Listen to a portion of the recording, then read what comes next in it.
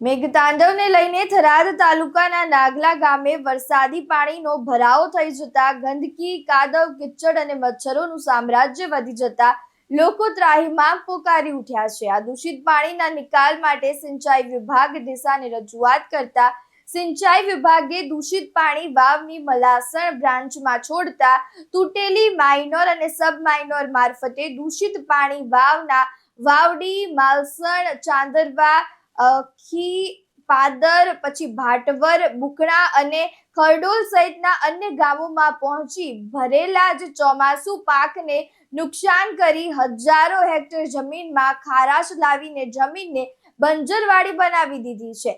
ત્યારે એક તરફ કુદરત રૂઠી ભારે વિનાશ સર્જ્યો છે, તો બીજી તરફ તંત્રની બેદરકારીથી દૂષિત પાણી છોડાતા બચેલા જે ચોમાસુ પાક છે તેનો પણ સફાયો બોલી રહ્યો છે. આ મુદ્દે વાવ તાલુકાના જાગૃત નાગરિક ખેડૂત એવા રામસિંહજી રાજપૂતે મીડિયા સમક્ષ જણાવ્યું હતું કે વારંવાર રજૂઆતો કરવા છતાં તંત્ર વાતને ધ્યાનમાં લેતું જ નથી. માલસણ બ્રાન્ચમાં દૂષિત પાણી છોડાતા વિસ્તારની હજારો હેક્ટર જમીનમાં ખારાશ આવી ગઈ છે.